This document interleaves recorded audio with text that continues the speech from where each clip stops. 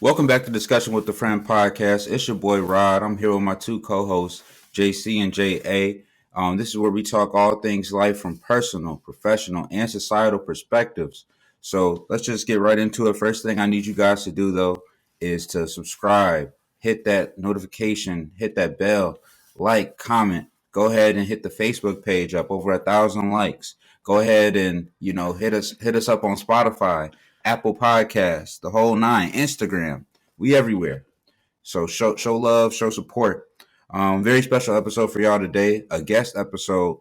One of our friends, Sarena, is going to come on here and just tell us a little bit about photography and what she's gotten into as far as her career goes, both from a professional aspect and freelance aspect. So let's just jump right into it. How y'all doing today, though?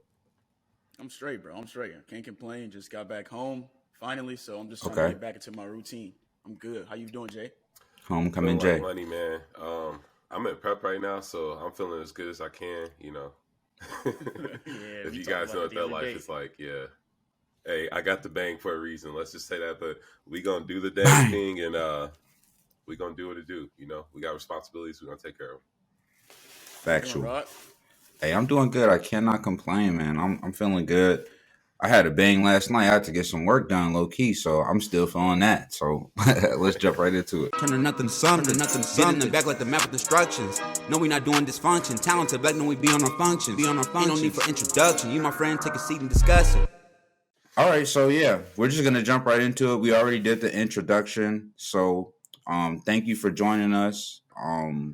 So we're just gonna ask you a couple questions about how you got to where you are now, about photography, career goals, and kind of a little bit of current event stuff. So first off, could you just tell us?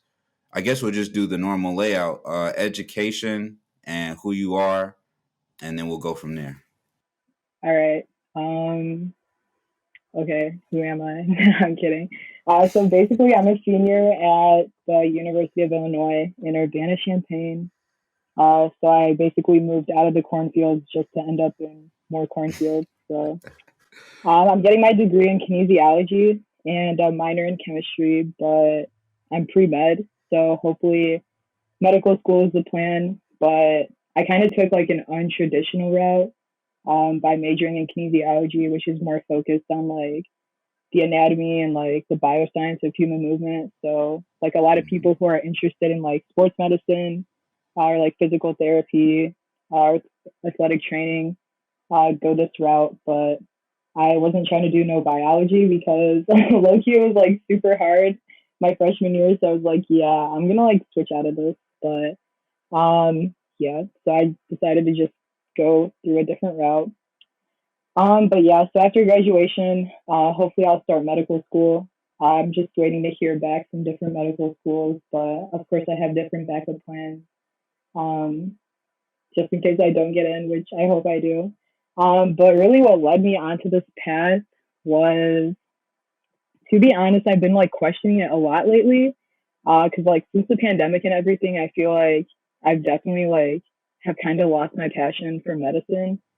And Right. that's not just because like healthcare workers have been like really like going through it, uh, given the pandemic, but just because like I feel like with universities and like schools in general, like at least this university, like I feel like they never really like cared like about their students, like the students who Mhm. literally like set their reputation like for the actual school.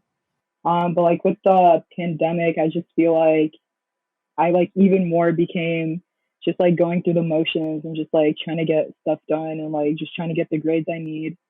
So I wasn't really like necessarily learning anything, not like I really was before, but it just became like I guess I'm just like in too deep, so I got to get it done. So I've been definitely Right. questioning why I even came down this route, but I always remember how like as a minority, like as a woman, I I come from a disadvantaged background and from an underserved community.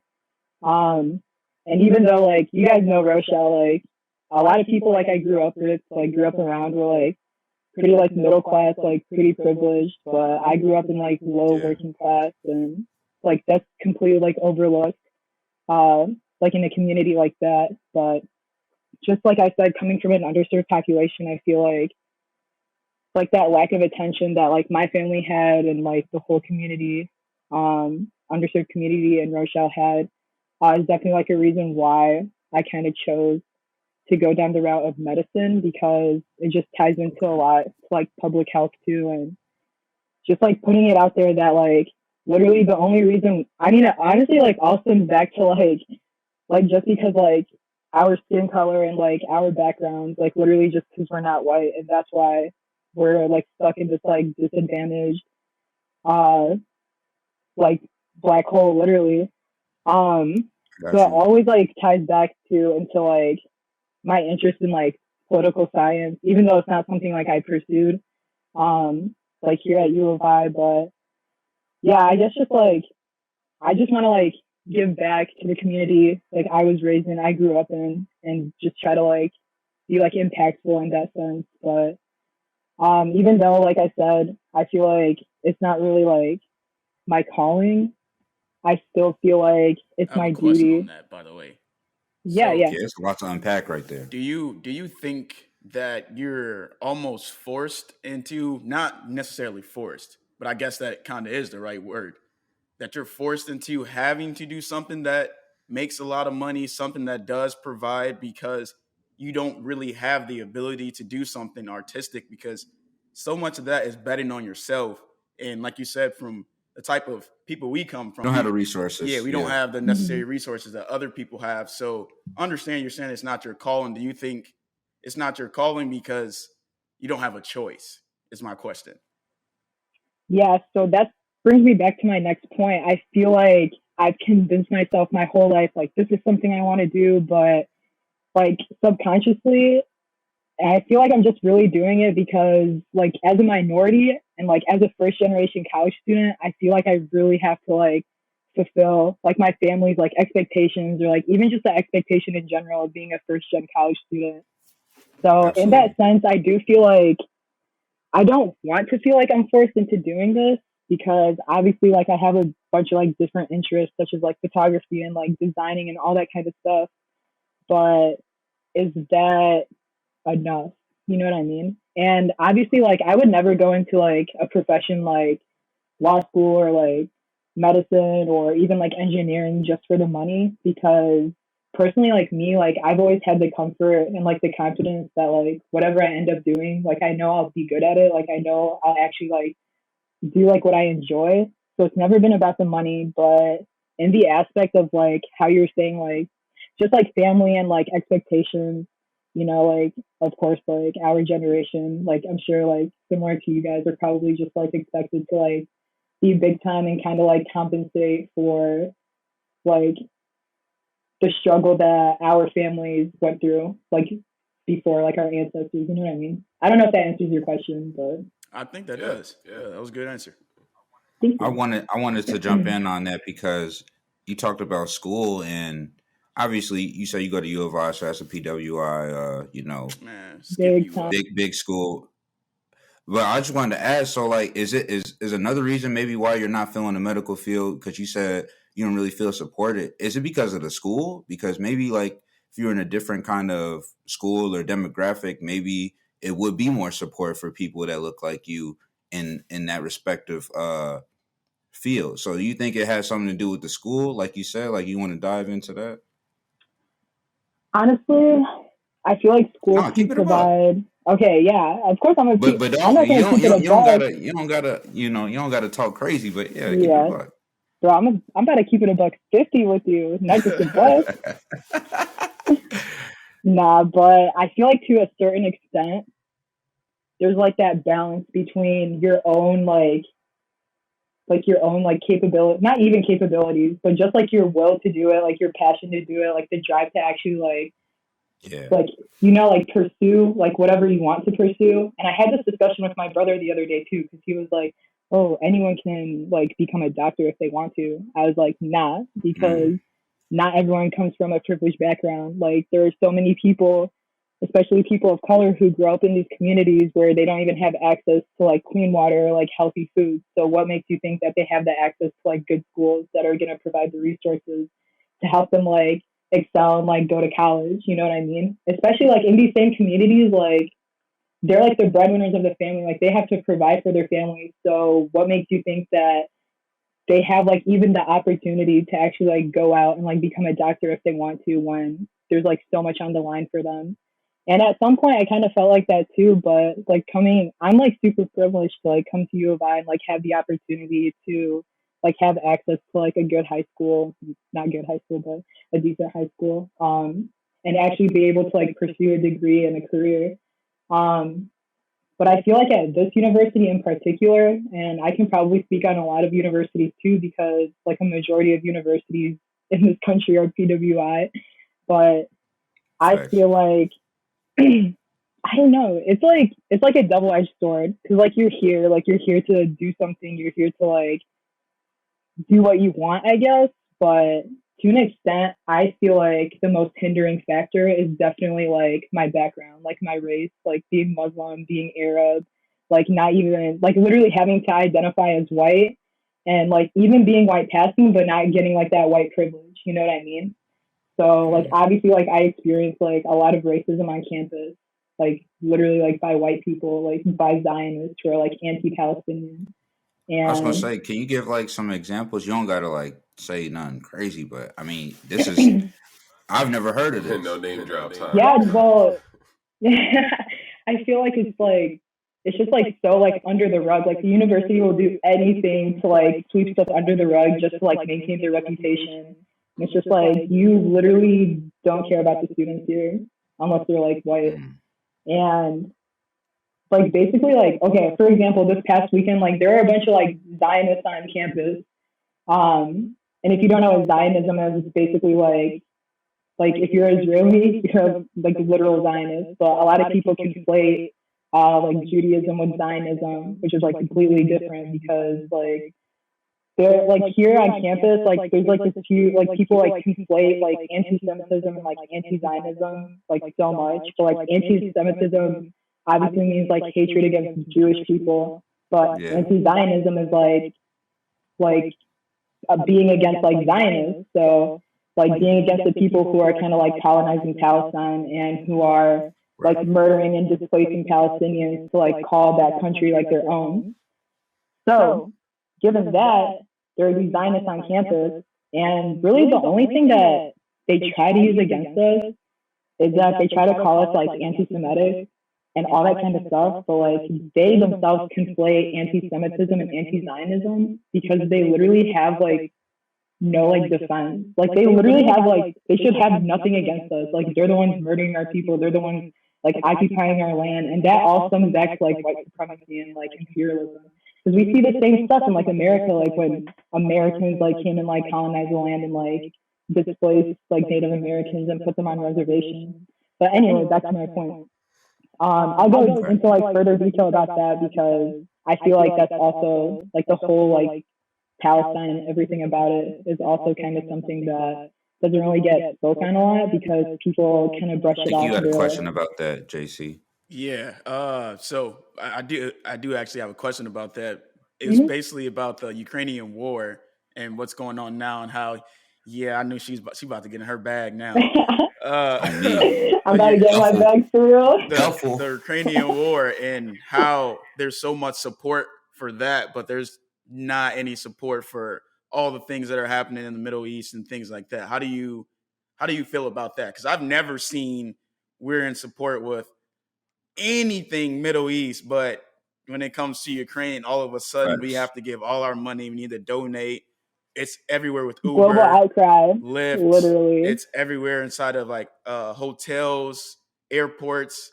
How does that make you feel coming from a family that's in the Middle East that didn't get that same praise and love that they necessarily need?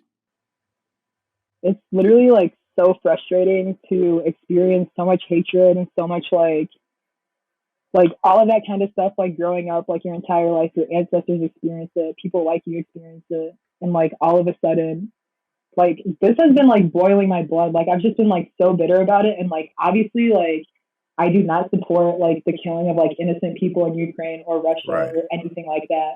But it's just so crazy to me that literally like what is happening in Ukraine is what has been happening in the Middle East and even in countries in Africa and like South America for like centuries.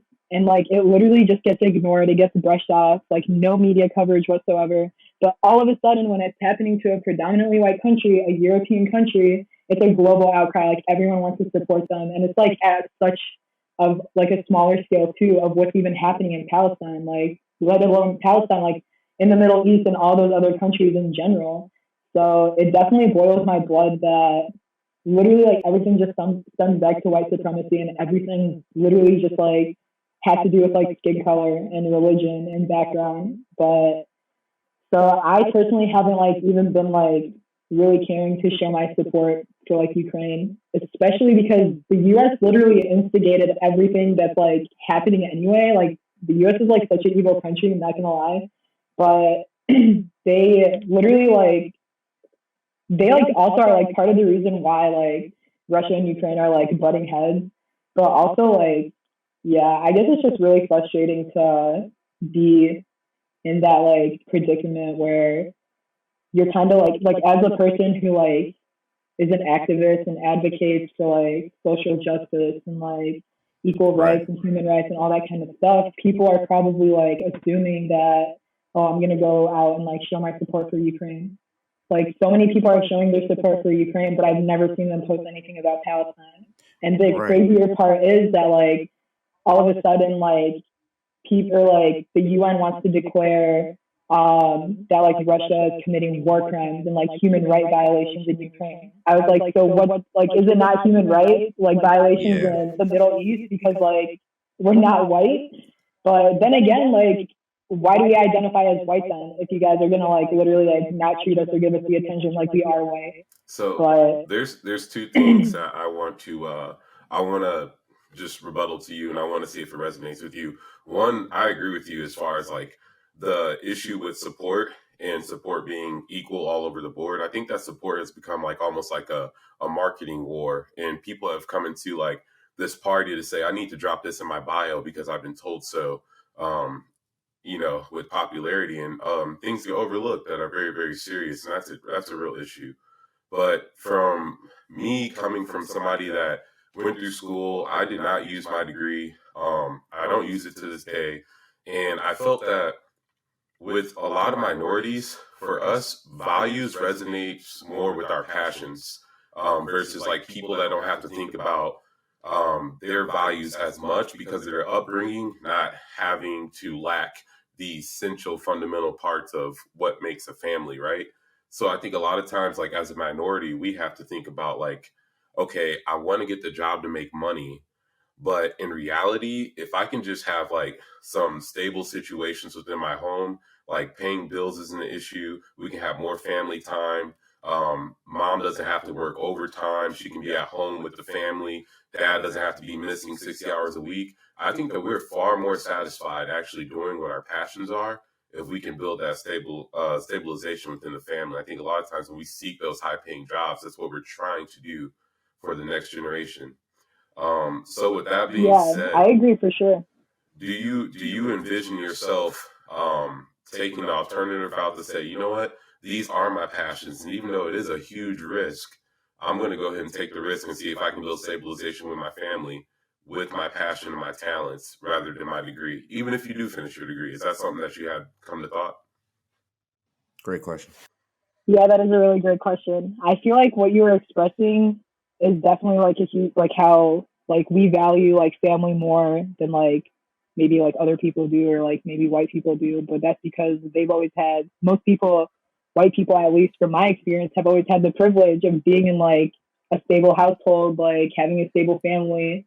So I feel like it's kind of our job to like break that cycle. So I do feel like I have to kind of like shoot high and like actually like make the bread and like be able to support my family, but not even just that, but and not even to just set the standard for like my future kids, but I just know that it's nothing like obviously like having money growing up is nothing like my family like really ever had. So I just feel like you were kind of saying, like, yeah, I guess I do kind of have to like jeopardize like my actual like interest by like pursuing like a career that like makes a lot of money, if that answers your question. Like, not that I want to, but I feel like I have to. You know what I mean? Yeah. And Yeah. I don't know. I've been like conflicting with myself because like, why do I have to? Like, why can't I just like do what I want? Why can't I just like put in my all into like photography? I love photography, but like, I also want to do the most that I can for like my community and like my people. Right. And like me, like I measure success through impact. So am I making an impact through photography? Am I making an impact through like designing apparel?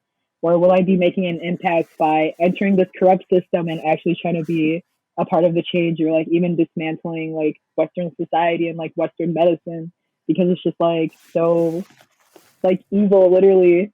But so I guess like I do have to sacrifice like my actual interest to actually like make a difference, if that makes sense. And I'm not saying you like can't make a difference like by doing photography and all that kind of stuff.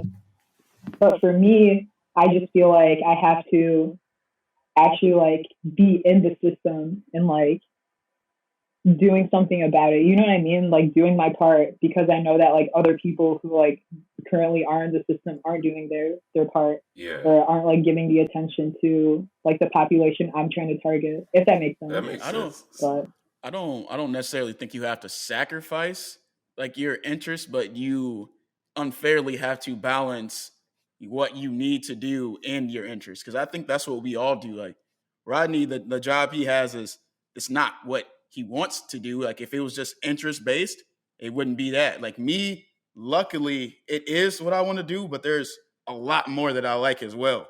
But I got into this field because I'm not, like you said, we got to do what we got to do to make sure our family is straight. So engineering was like a no-brainer, but I also do like it, so it worked. But the thing is, I like a lot of other stuff too. It's similar to Jay and his degree. He can go out and do what he needs to do with his degree, but he likes fitness. Now, yeah, he likes fitness. So he did a total 180, which is something that I don't see. I can never see myself only focusing on clothing, only focusing on graphic design, only focusing on, like, it has to be a full circle for me. So I think you don't necessarily need to sacrifice, but you just have to unfairly balance what you actually want to do and what you have to do.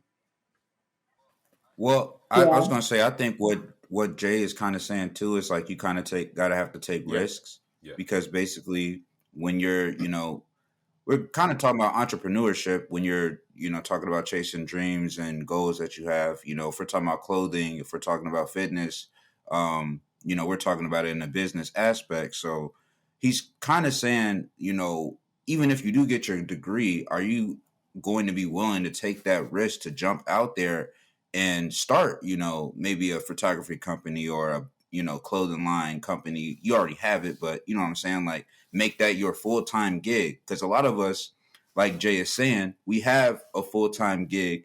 Like he's saying, it actually aligns with what he likes. It, for me, I've been in education for going on 3 years. I'm not saying that I dislike it, but that's not what I went to school for. So,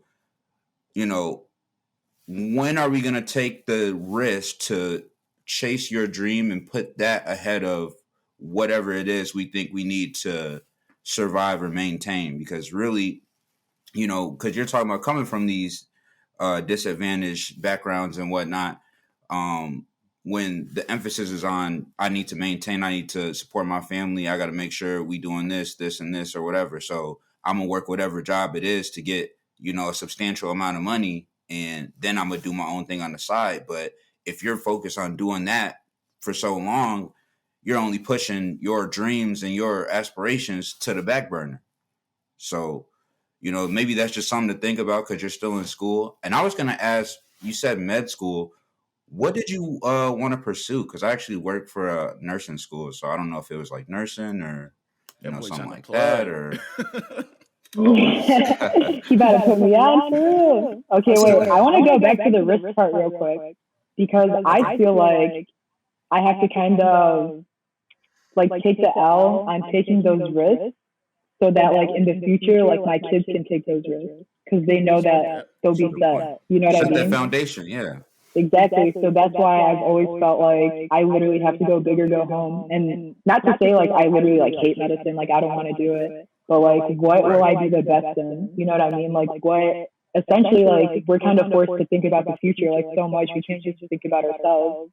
But, Yeah. especially, like, when we're thinking about, like, the next generation and thinking about, like, our future families. But that's why I feel like I have to, like, really, even when I am in medical school, like, who knows if I'll continue, like, photography, like, maybe, like, of course I will, like, it'll always be a skill I'll have, but will I start up, like, my own, like, legit studio? Like, will I actually, like, will, like, Because my all that apparel stuff takes platform blow up? time. Exactly, but do I have that time if I'm supposed to be committing it to where I'm supposed to be? You know what I mean? Yeah. And that's Yeah. and that's the whole question right there. It's like, what am I going to do with the time? Because the time is more important than the money at the end of the day. And like you said, you're not really chasing the money anyway, but your time is something you'll never get back. So, Exactly. you could be investing all these years into something like school, like a med school, like whatever it is. But if that's not what you even want to do at the end of the day, can you really, benefit from No, that? I will tell you, I took a long time to decide, like, was I really willing to give up pursuing my field and my degree to answer my own values? And to me, my passions were my values. They're a representation of what I believe I was and what I was to my family. And when I said, you know what? If I go hard in my field, the amount of work I would put in for somebody else's business and their dream, if I took that level of work and just put it in, just starting just with fitness and what I like, how much would I get from it? And when I start to really equate that level of work ethic, and I said, if I take it and put it in for myself, I'll answer my values and I'll provide for my family. And I really solely believe that, especially because med school, I would guess, would probably be a lot harder than getting a 4-year IT degree. I don't feel it was that hard personally. I think that if you ran with that and you thought about, like, why is it that I got into the passion of photography? Why is it that I got into the passion of clothing design? And you really answer those questions, I think your potential is through the roof when you come with that fire and you say, you know what, I could do this for a hospital, or I can do this for me. That's just me being real. So inspirational. That's my Yeah, boy. no, But hey, that really resonated with me for real. Yeah, I really went through hey, it. so I just wanted to go ahead and push this mug a little bit. So we keep talking about photography. That's why you really on here. You got a whole page, Sarena Shoots, and you be doing photography for the athletics at U of I as well, right? And you do your own freelance, like commencement ceremonies and whatnot. So can you really tell me the difference between shooting like sports and then shooting like an actual photo shoot where it's like maybe a ceremony or something like that? What's like the differences? What's some things that you like about each? What's some things you dislike about each? Right. So honestly, when I started photography, it was because I was low-key bored on campus. I was like, Nothing wrong with let me that. just buy a camera. I bought this crappy camera off of Amazon, refurbished, got it for $180 with a trash lens. I was like, dang, I'm so cool for this. So I just started shooting. And then, now that I look back at the picture, I was like, wow, like I was so trash at photography and I really thought I was like all that. But I first started photography with the interest of sports photography because I feel like low key, like, not that I'm bitter about it, but like I've always been a sports fan. I've always been like a basketball fan. Like I played basketball and softball growing up. So I guess I was kind of salty that like just talking about like family again, like I don't think my family like really like wanted me to like go to college for sports. They'd rather like have me go to college like for medicine, you know what I mean? Right. Oh, I hear you. So I guess like doing sports photography was my way to like connect back to like sports and actually like still like be involved in it. Not just because I love watching it, but like okay, like I'm gonna get into photography, so now it's just like a win-win. But I started taking pictures for the newspaper, and I would take pictures of like different like stories, and then sometimes I would go to the games. But then when COVID hit, I kind of like I don't know. I think I got kicked out low key, like out of the newspaper thing, because I would never show up to the meetings. But then I started just taking pictures for the athletic department because they needed more photographers. So I was like, even better because it's just like focused on sports. So when it comes to sports photography, I just feel like it's such like a huge like adrenaline rush like all the time, and like being like an Illinois fan, like going to school here, and you're literally going to be on the edge of your seat, like in any game, like any type of Y'all be sport. getting Like bust. we're either going to win or lose, and if we do win, it'll be like literally by 1 point. Like it's going to be so close. But it just like also like connects me to like the community here at U of I, because obviously it's hard for me to kind of like embed myself into a community that kind of like hates me. You know what I mean? Like they're Islamophobic, they're like racist, like you know what I mean? So Yeah. connecting through sports and like being a sports photographer allowed me to still like be a part of like that sports community, that college community. But shooting sports is really hard. Like when I first started shooting sports, I was like, wow, like I'm really bad at this. And then you have to worry about like, oh, am I like in an outdoor setting, like at a football game? Am I in a stadium for a basketball game? Like there's just so much to like factor in. And I feel like I never took a photography class, nothing. I literally just was like playing around with my camera and like taught myself how to use it. And then how the hell you get that job then shooting for the? I literally emailed them. I was like, y'all need photographers? And then boom, next week I was taking pictures at a football game, literally. But networking. Yeah, okay. Exactly. But yeah, I remember teaching someone how to use a camera last week, and I literally realized that I do not know what anything on the camera means. I don't know what anything means. I'm like, I don't know what ISO means. I don't know what aperture means, and none of that. I just literally know how to use the camera. You know what that means. I know what it means, but like to a certain extent, I'm like, okay, like I know how to do it. I don't know how to explain it though. So I was like, wow, like I really question myself as a photographer. Yeah, exactly. But as for like portrait shooting, I'm actually taking someone's proposal pictures after this, so I'm kind of nervous. I've never done proposal pictures before, so I'll let you guys know how it goes. Thank you. But I feel like it's more of like a calm, like mellow setting. But me, I'm such like an energetic person that sometimes I low key dread like taking like certain like graduation pictures or like like still portrait photos and stuff like that. Yeah, exactly. And I'm just like. And like with that, like you get like random people like asking you for pictures, like you get random clients, and it's just like, okay, now I have to like go the extra mile to make them feel comfortable, so that like show my comfort, so that they're comfortable, and it's not like awkward, you know what I mean? Because like I don't want them to like be awkwardly posting and stuff. Like just be you, like it's literally like a photo shoot, you know what I mean? So it's like a completely different dynamic, but it just like adds to like your character, adds to like your flexibility and the ability to like adapt to like a different environment, not just like in photography, but like in any kind of like social setting. But I would prefer sports photography over like portrait shooting, just because I'm like literally a fiend for that adrenaline, and I kind of like literally like feed off of it. And it's exciting. Like the basketball team this year is really exciting to watch, really exciting to take pictures of them. And you're also like building that relationship with like a bunch of the athletes here. So that's like even more connection to like further your platform. And like through photography and like getting to know like a lot of the players, I was able to like collab with them with like my apparel line. So then you're also like not just building my photography platform, yeah, but I'm also building like my apparel platform. And they all have like huge like following and all that stuff. So like at the end of the day, it's like an additional connection that you have. But it's always also fun too to like just send them the pictures you take. And then like they post and they're like, dang, like my pictures are really worthy, like of posting them. So then you like get all gassed up, and then you just want to take more pictures, and it's like a whole cycle. But I definitely enjoy it because I have like a deep rooted like passion for sports, especially like basketball. So yeah. I watch the games for free, and I take the pictures. Yeah. That's dope. Hey, one thing I was just gonna say, and we've actually never met in person, but just from what I've seen, you seem like a real people person. Like you're very personable, very, friendly. And I know that's just outside looking in. That could be just with your friends or whatever. But I was gonna say that to say, with photography, you almost kind of have to be that person because you're constantly meeting new people, constantly meeting people from different backgrounds, and you almost have to bring the best out of people.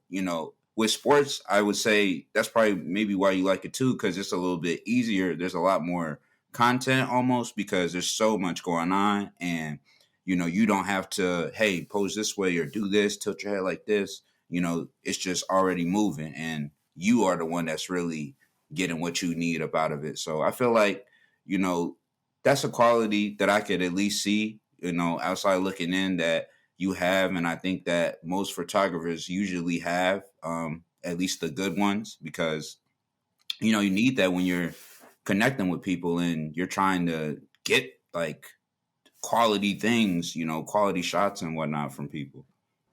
Yeah, I definitely agree. I mean, essentially, I connected back to like my passion for medicine too, the passion I used to have. Like, I still have it, it's still there. But like, you have to build that Still there. connection, like with patients. You have to build that connection with your clients so that they trust you, you know, like, and like just talking about medicine real quick, like, as we were saying, like the underserved population, like, have this distrust with Western medicine and this distrust with like their physicians because they're not necessarily like beneficial to them. They're not telling them like, oh, like this is what you need to do so that you're like not as susceptible to these like Right. like They trying to get a diseases and dollar. stuff. You know what I mean? Yeah, exactly. Like those are yeah. Anyway, but back to photography, you definitely have to be a people person, and I've definitely had my experiences where I've had clients like give me like a super hard time. But at the end of the day, like you can't really do anything about it. You kind of just like have to do your part and like get through it. But I never let it like affect like my love I have for photography because like the amount of like amazing people I've worked with before will never like be undermined by like the one or two like Facts. bad clients I've had. Right. But I've also like low key like I'm definitely like a people pleaser. Like I'm the person who like literally does not care like what anyone says about me, what anyone like thinks about me. But like in a professional aspect, I literally am like I'm a people pleaser. Like even with my family, like I always want to please them. So that also just is kind of a reason why like I'm a people person, I guess. Um, okay, low-key, like sometimes I can't stand people, so that's why like I spend a lot of time alone. But like certain situations, you just like have to be a people person. But if it's something you're doing that you enjoy, then it like naturally comes to you to like actually like you know like move well with people and like build that connection. But yeah, I guess my biggest thing is to just like make them feel comfortable so that like show my comfort so that they're comfortable, and then it's just like more fun for everyone and like the pictures turn out better and all that kind of stuff. Yeah. So I have a- building a rapport. Oh, go ahead, Jay. Yeah, exactly. With all that you do, photography, juggling, school, entrepreneurship, in two different avenues, do you feel like it's important for minorities to take that approach and get their feet wet with entrepreneurship while they're in college and to try to actually present themselves more avenues of opportunity? Or do you think that's just something unique to you and that's not necessarily necessary for minorities? What advice would you give for them? Let's say I'm a freshman minority starting college. Right. Honestly, I would suggest just like trying new things. And if you like really like it, if it's something you actually want to pursue, then you will do like, I'm not going to say you'll do whatever you can to do it, but you'll try to do what you can to actually be able to like engage in like those interests and actually be able to like make something out of it. But that also comes in part like resources and like having the money to like attain those resources. Like I literally did not like I could barely afford that camera I got freshman year from Amazon for like $150. But like at the end of the day, it's a good investment. But I would definitely like some advice I would give is to like literally just do it. Like I didn't think that I would have like a whole like photography page like out of literally buying like a refurbished camera. I never thought that like designing a shirt would like lead to me like having like a whole like shop for like apparel. But like if you like literally just do it, like I've had so many failed attempts. Like I didn't really like build my platform for photography and like actually gain traction until like last year, like last graduation season. So like a year ago around this time. And like at that point I had been doing photography for like almost 3 years. But it just comes to show that like patience is everything. Like if it's something you love, like you'll continue to do it even if it doesn't like pop off. You know what I mean? Like obviously like my apparel line hasn't like popped off yet. But like I'm still gonna like stick to it because I just like it's something I like to do. It's something that I enjoy. It's something that makes me happy. So that's when I put the people pleaser aspect like to the side. Like, okay, maybe people aren't gonna buy my stuff. Maybe people don't like what I'm designing, but I like what I'm designing. I like what I'm putting out there, and I just like the concept in general. So I'm gonna continue to do it. So I guess just like consistency and like just like having like the willingness to like dip your feet into the water and like try something out, even if it doesn't work in the beginning or it takes time to actually work. But that's the one thing I do like about the minorities here on campus. I feel like everyone just has like a different story and like something different that they do. Like I know so many people who literally do nails like from their dorms, and just like that's like amazing thing. Like yeah, literally, like, and they won't like let anything stop them from doing that either. Like I know so many photographers who are minorities here. Like literally all of the photographers I know here, the photographers who take pictures for the athletic department, most of them are minorities, and like any like artistic aspect, I feel like it's fulfilled by like minorities here, and that's like essentially like honestly what I like most about U of I and just like that community in general, because I feel like that also like plays a role in like we know that like the university like hates us, so like let's just do what we want anyway type thing. So yeah, I don't even know if that answers your question, but I hope it does. That's a good answer. Hey, I got another question. It looked like you got one of them. Is that a luminous shirt? You got that in a large bought that the whole joint. time? Low-key, Jay ordered one. Yeah, nah, it's lit. That's a long sleeve. It's a crew neck, yeah, and it's stitched. Yeah, I need that. Oh, it's stitched. Yeah, I need that. I like the stitch and stuff. I like that. You know, it looks like the Supreme logo. Copyright. No, I'm kidding. I'm gonna get. I'm gonna get in tune. Say less. I got you. Y'all got any more questions? So, in terms of your clothing line, what's the concept behind that? That's question one for you, and then question two was kind of based off the photography. How is shooting portraits, proposals, graduations, sporting events different from shooting product apparel? That's a good question. Okay, so the concept behind Luminous, it's like low-key cheesy, but like that's just who I am. Okay, I'm like a cornball, like straight up. But anyway, so I remember, okay, so last year I got COVID twice, like within the span of 3 months. Like all in all, I was like dummy depressed. I was like going through it. Like I was like, okay, it's over with. But then I was like, it was winter break. I was like, you know what?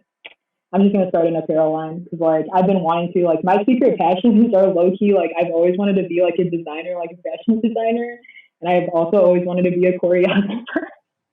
But like, okay, like I'm not gonna do that choreography stuff, because I'm like, actually, I'm not gonna do it. But like with apparel, I was like, okay, let me just do it. Like, let me just do it. So I was like thinking of like what to call it. I literally had like no idea, and then I was like, okay, I'm gonna call it Luminous, because basically the definition of luminous is to like shine through the darkness, and I just felt like it was the epitome of like my situation at the time. Like I was really down, like everything I was going through, I just like felt like I was like in this like black hole. But like at the time, like actually being able to like take myself away from that and like all those like sad feelings, and like put that time into like doing something I liked. I was like, okay, like this is the brightness through my darkness. It's cheesy, but like it worked out for me. It's cheesy. That's still cold. But like that's cheesy, but that's cold. It's cheesy, but like it makes sense. It makes sense. I mean, it's factual. Right. Exactly. But yeah, that's basically the concept behind Luminous. And I remember like the first hoodie I like designed, like it sold out within a week. I was like, oh wow, this gotta pop off. Like I'm gonna be the next V1, the next Babe, like. But nah, because like the next thing I designed, only like one person bought it. So I was like, okay, let me humble myself real quick. But yeah, that's basically the concept behind Luminous. But it's something that I kind of took a break from last semester, because I was just like dummy busy. But it's something that I've been picking back up, and something that I actually want to like balance my time into, and not kind of just like do it in like spurts. I actually want to be consistent with it, because I feel like consistency is key. And if I do keep up with it and I'm consistent with it, then maybe one day it will pop off. But low key, I'm about to tell you a secret. I don't like take pictures of. Okay, so like if you go to my Luminous page, you'll see like people like modeling my stuff. But like low key, it's a website, and you like upload the picture of your PDF, and it like sticks it on models for you. So like, I don't even like take pictures of like people. Okay, yeah, I low key expose myself. You do like the Photoshop PSD mock-ups of models and just switch out. Okay. And a lot of people do. Like I don't have the time to like go and take pictures of people like in my stuff. Like I feel like people don't have the time for that. Also, I would rather do like a whole like streetwear shoot with like Right. a different concept than like modeling my own stuff when I can pay $13 a month to like use that website. You know what I mean? So I just do that. Facts. But wait, what was the second question? You said something about like modeling my clothes. No, that was it. Yeah, Okay. I know what you're talking about. Yeah. But I'm like the opposite. I don't want to use like somebody I don't know or like something generic just because I know somebody else could use that same exact picture, but it'll just be their t-shirt, and that's going to irritate me if I just scroll by and I see it. So like they're coming next month. Yeah, they're coming next month. So we're going to do a whole photo shoot and like my clothing line stuff. And I'm super excited about that. I'm not sure how it's going to be. So I was trying to get some tips off of you, like, hey, what to do, but we'll see. Okay, wait, I'll give you some tips anyway. Okay, so honestly, like in the past, I actually have had my friends like model my stuff. And I feel like it's like more fun because it like sets the dynamic and they like hype you up like as you're taking like pictures of them and like hype up your clothing. So then it just like motivates you to like, exactly. But honestly, like, wait, are you guys all in Texas or is it just you, Jay? Yeah. I used to be. Yeah, he's in Indy, but we're all gonna we plan to meet up every couple of months, and next month everybody's coming out here, and then 2 months after that, Chicago. Okay, bet. Exactly. Perfect. Okay, low key, like on Amazon, you can invest in like a paper, like a background type thing, and it's like paper, and it's like super dope. I have one, and it was like $160. But it's like the perfect like setup for like modeling like clothes and stuff. You know what I'm talking about? Yeah. Okay, low-key, I'm gonna just have to come to Texas and just like take these pictures for we you. got the slide. All right, say less. I know what you're talking about, the backdrop, because I got the lights for that. That's why I look so illuminated right now. So. Yeah. Okay. Yeah, no, I literally turned on my LED lights because I have like yellow lighting, so I was like, let me like balance this tone out real quick. But anyway. My stuff yellow too. Yeah, no, I hate it. I had a question just in case anybody was asking. So if I wanted to get a shoot done, just a regular shoot, not for anything special, just I want a professional shoot, something like that. What are like the guidelines behind that? I know everything is different, but what would you tell somebody if they were like, hey, I'm trying to do a shoot, what's the prices? How many shots or, whatever, how many settings, areas? Yeah. So one thing about me is like, I'm not going to have different prices for like different shoots because I'm not trying to like keep track of all of that. B, if I'm going to put in an hour into doing like a wedding versus like an hour into doing graduation pictures, why would I charge more? Like, unless I'm like traveling somewhere or like have to like go far, like anything like that, then maybe like I'll upcharge, but like, I always do like the same rate for everything. But I'm trying to remember your question, Lacey. Oh, okay. I was gonna say, what's that rate? I charge $200 an hour, but the thing with me is that I also include editing in it.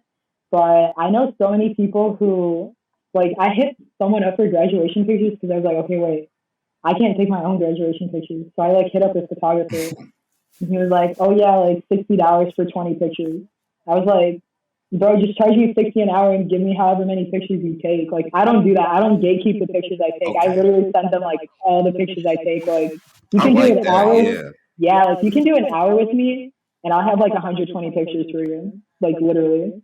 And I'll always like have a variety. I'll always get like the different angles. Like, I have an eye for that kind of stuff because I'm not gonna just take one shot of like one angle. Because like, especially like with girls, like everyone, like I'm picky with pictures. Like, I don't even like getting my pictures. Me too. Yeah, exactly. But yeah, I never gatekeep like my resources. I never gatekeep like where I get like my equipment from. I never gatekeep the actual like pictures that I take because essentially like it's just like good serotonin for me. Like, I get a good feeling about it at the end of the day, and I know that like when people get good pictures, like it makes them happy too, and then all that kind of stuff. But so if you ever do want to book a shoot with me, let me know. I got you for the low. Yeah, say less. That's definitely going to be done because mugs be playing, bro. I had somebody what they tell me, bro. They tell me like 250 or something for like 10 photos. What if these not even hitting What? like that? Not Or she no, true. she was saying you got to pay for the area too because she was like, I have a different location, but you got to pay for the different location, and then it's only this amount of photos. Oh But what if I don't no. even like this? Is my first time even doing the shoot, so I can't even Mhm. like. Yes, you might have a page, but how do I know that my photos are going to turn out the certain way I want it to turn out? Even with you editing, doing whatever, if I've never done a shoot with you, anything like that, so that makes more sense. But Mhm. I'm not mad at Yeah, nobody trying to I get their think it's bread. At based the end off of the of day, get it the how you Yeah. knowledge live. base. I always tell people.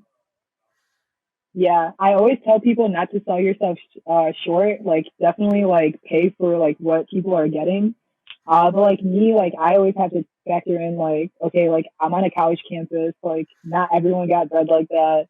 So let Facts. me at least like cater to them to like an extent that I can, where I'm also like fulfilling like my needs and like living up to like what I'm providing, you know what I mean? So that's why like in my rate I try to like include like as much as I can, even like transportation to like different locations because I have my car on campus. I know not everyone has their car on campus.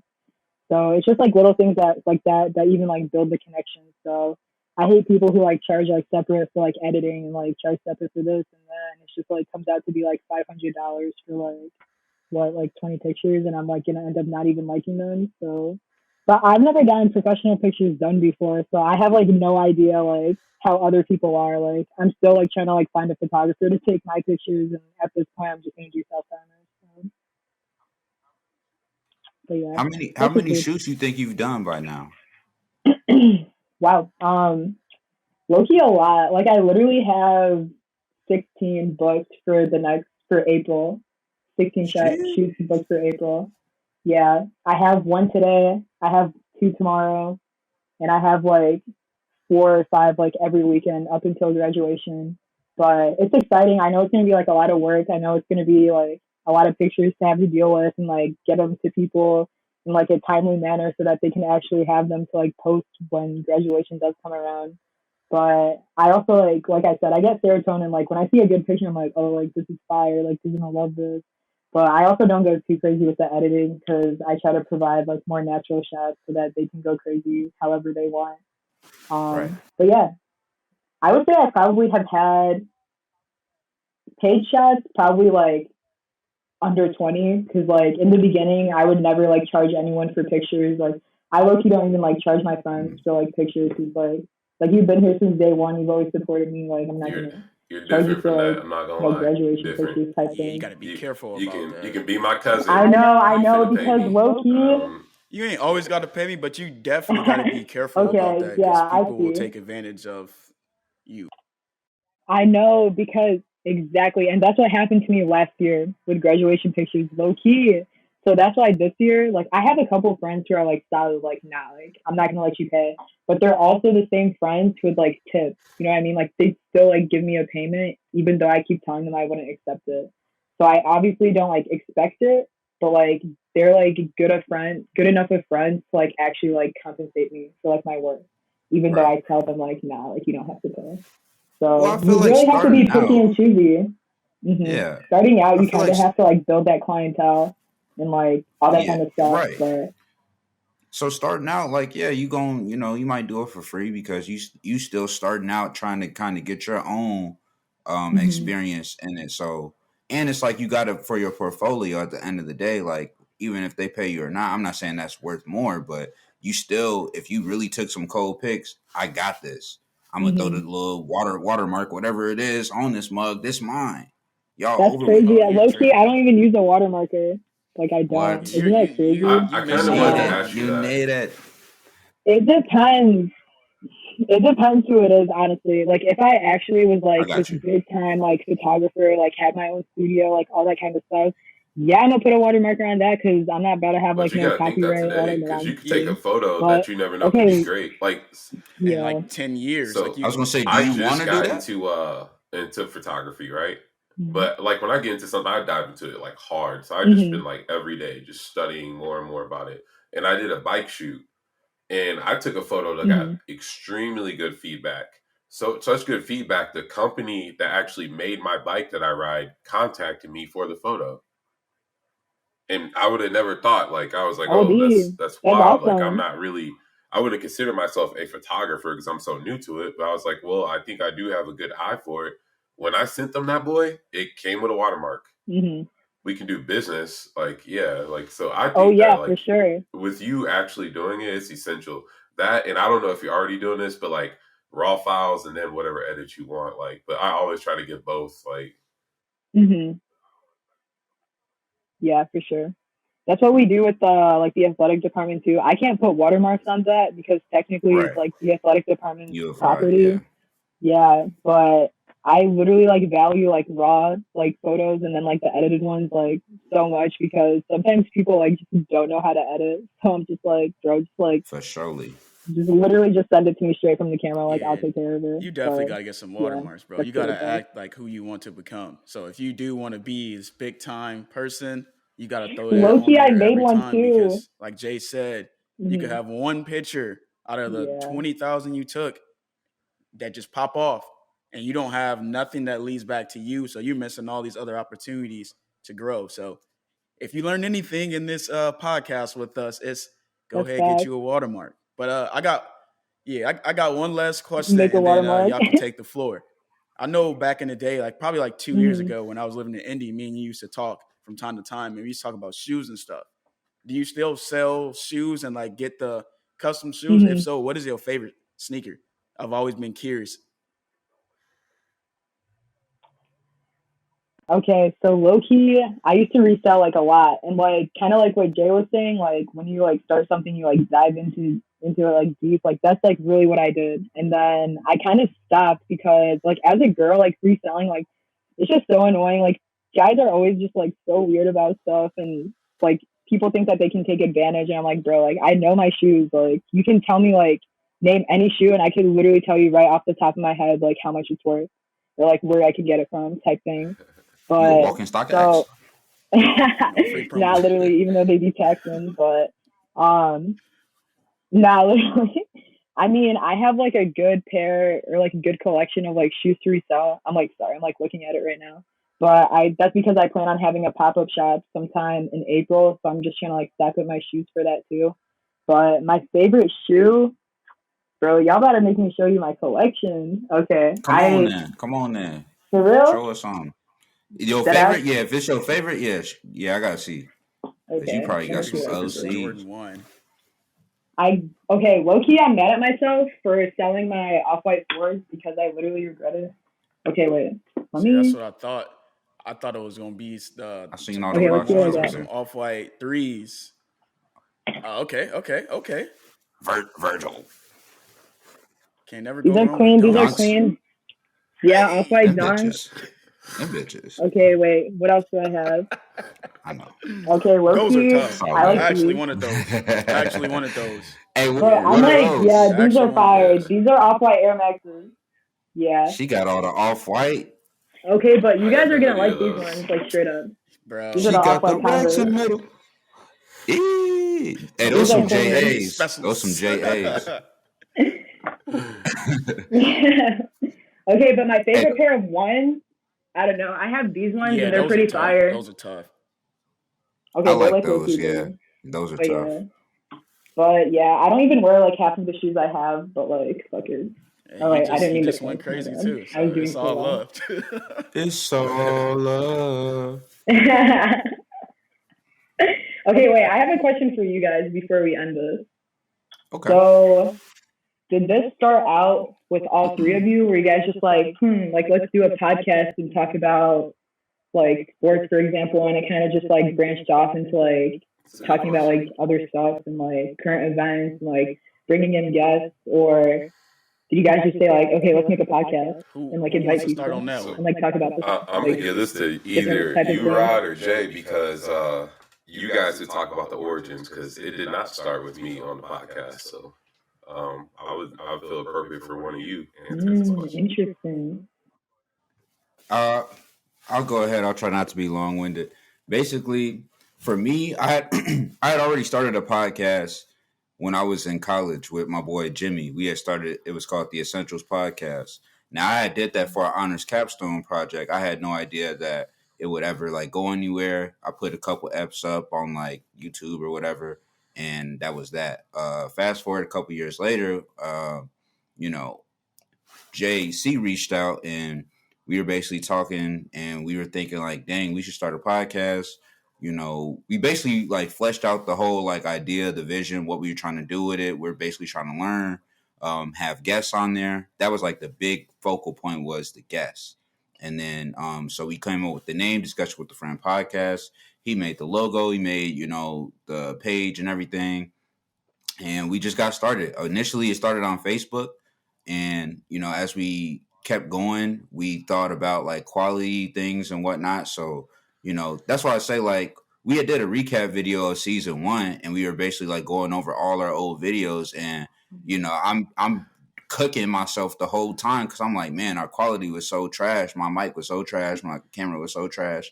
So like we've just been doing a lot of revisions, you know, as far as the platform. Now we're on YouTube. We added the Spotify and Apple Podcast aspect, and you know, we're like that's why I'm so geeked about like an episode like this because this is where we started. You know, we started doing straight guests every single episode. I think we had only did like maybe 1 or 2 episodes with just me and JC, and you know, so we were bringing in guests, teachers, trainers, police officers, you know, researchers, all just trying to learn just about that field, you know, especially being people that like, you know, multiple interests. And then, you know, I'm gonna let JC speak about, you know, his take in, Yeah, you you know, kind how of did a JA good got job of pretty added. much letting her know of why we started. I would say another reason why we started and we thought it was important is from an impact perspective. Like we wanted to do something where we were learning, but we were also teaching others about the simplicity of people and their jobs. Like it wasn't about, we didn't want to have the most Exactly. richest, famous person that we know on the pod. We didn't want to have Will Smith on the pod. We just wanted regular people on the pod that were doing amazing, great things. And when we Right. first started it, we actually tried to do advice, and then we tried to do music of the day, and we tried to do a business of the day. What was weird is like nobody We wanted showed to it. We showed it. add their business to our podcast. Like people want to do it now. Now that like we starting to get traction, but when we first started, no one felt like we were worthy enough to have their business, which is kind of odd because some of these businesses are small. You would think even one little shout out what that can do for you. And then Free promo. yeah, it was the same with music. So we Yeah, kind of got really. away from that. Like once we started getting away from, yo, we want to do this because we want to take care of the community. We want to take care of you guys. We started leaning towards more of not necessarily the community, but the person. And that's when Jay got invited, where we started doing a lot more self-development type things. We thought it was important to get another person because me and Rodney agree on Facts. a lot of stuff, but we also butt heads on a lot of stuff. And if it's just me and him on the pod, people might think we Skip Bayless and Shannon Sharp, where we're purposely On my trying not soul. to agree with each other. Yeah. But that's not true. Sometimes we truly just don't agree. So now when we have a Mhm. third person there, it comes off a lot more natural. So I felt like it was important to have Jay, especially because Jay is extremely smart. He thinks a little bit different than us. He's extremely cocky, so he fits right in with us. Yeah, and he's swole. And that boy Mhm. swole, you feel me? We have to get him on. This our new muscle. But I'm gonna let JA speak on it on why Yeah, he just wanted to to join be in, quick, how I he got think that involved. as far as what I offer is just a different perspective, like the guy said. A lot of times, my perspective is literally in between where Rod and Jay's would stand, and as far as what I bring to the pod, a lot of times it's just experience because I had a very unconventional upbringing, and even like as in my adulthood, like I've done things very unconventional and it's worked out for me. Jay's not lying when I guess you. I don't think cocky is a bad word. It ain't. Maybe that does That's tell you why I I am said we cocky. fit I don't in. believe it is. Like there's a little piece of me that understands Kanye West. I believe I can do anything. And when I tell you, like when you said that you could you wanted to do photography, I almost hesitated to say this, but I was like, yo, if you want to do that, I don't care. Like I wouldn't care about what my family thinks they need or like what anybody's opinion is over school. I didn't care when I was going to school for IT. Like I knew I was going to get into my bag with fitness and I'm going to be at the top. And I still know that today. And I'm growing today still. But I tell people all the time, I'm going to win the Olympia. And people look at me crazy. But when I used to say that 3 years ago, people used to laugh in my face. Now when I say it, people look at me like, oh, yeah, this is changing. So I believe like we need to get folks a t-shirt. Yeah, he got a shot. Yeah, he didn't say that in like 8 EPs, bro. But like I'll never stop saying it, man. Nobody can never make me not bet on myself, and I think that that's what I bring to the pod is just the experience to take risk and not be afraid to be who you are and say what you want to say. Facts. Dang, that was deep. That's true. Dang, that really resonated with me. I actually really like what you guys are doing. Like literally when Rodney asked me if I wanted to be on the podcast, it's like all I talked about literally all month. I was like, yeah, I'm gonna be on this podcast. I'm gonna be on this podcast. But I think it's really great. Yeah, we definitely like, especially like coming from a minority population, like we don't see this often because we're always just like shut down, like, oh, like, yeah, like you can't do that, like it's not gonna like pop off like you think it is, all that kind of stuff. But I'm glad that you guys stuck with it because it just like leaves like a measurable impact like in society and like in our communities. And like I said earlier, I measure success through impact, and I think you guys are definitely doing that like really well. So appreciate that. Hey, I'm gonna go ahead and say this.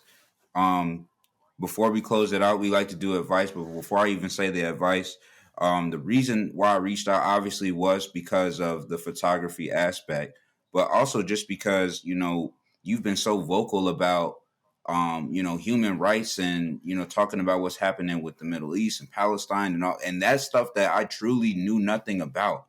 So like, even like with the Ukraine things going on and you was posting like the facts and, you know, what's going on in Palestine and how it's like, you know, significantly worse. Like, I felt like that was something that needed to be heard. So if we could even give that a platform for other people to be more aware, then I was like, I'm all for it. So that was another reason why I reached out. So I appreciate you for doing that and being on that side. You know, we need people to fight them fights.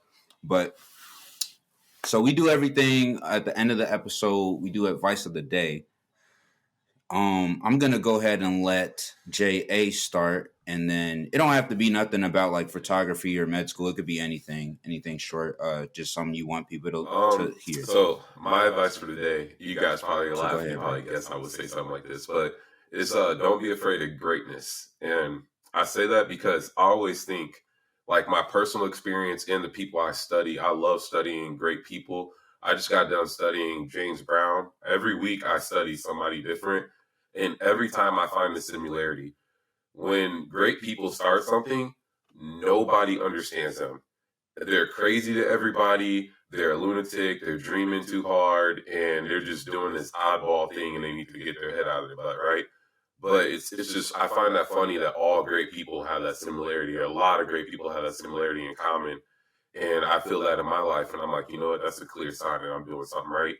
And I got something here. So don't be afraid to be great. It's my only advice. Hey, nice and simple, bro. I like that. You're definitely right, bro. Cocky Boy City. That's what we should have named our pod, because that's who we are. Ain't nothing wrong with being great. But my advice for today is happiness is the highest level of success. So I think that really does resonate with me. And that was a quote that I read a couple of days ago. Just because, I mean, you can have all the money in the world. You can have all the friends in the world. You can have all the love in the world. But if you're not happy, it's dang near irrelevant. And that's something I've had to work on myself, because it's sometimes I'll put my happiness and what I want to do and the things that I would rather not do on the back burner because I'm trying to make sure I'm providing for everybody and assisting everybody. But at the end of the day, like the highest goal for me is happiness. So I just want to keep, like, everyone should keep that in their mind that at the end of the day, happiness is the highest level of your success. And that's what you should focus on.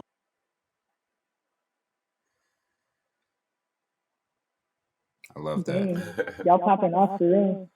They really popping off. Hey, I'm gonna try to add in, but not really. I just had to say my advice is just trusting people that trust in you. So, you know, mend those relationships that you have with people, nourish those relationships really, and, you know, trust them. A lot of times it's like, you know, through past experiences, you might have been through something and, you know, your trust is shaky and you could see somebody has your best interest, but you're not really willing to let them, you know, operate like that. But you have to have trust and, you know, faith in the people that love you and faith in yourself to be vulnerable I like like that. that, So boy. trust in the people that trust in you. Like, you guys literally all saw what I was gonna say. Let's Okay, but I'm hear gonna put in my 2 cents. Okay, I actually have 2 pieces of advice. One, literally do not trust the media. Just don't. Just know your sources. Okay, depending on what it is. So like, if you ever want to No, learn true. more about Palestine, go to decolonizepalestine.com. That's probably like the best starter like source that you can find credible and accurate information. But my second piece of advice is okay, Loki, I forgot what I was gonna say.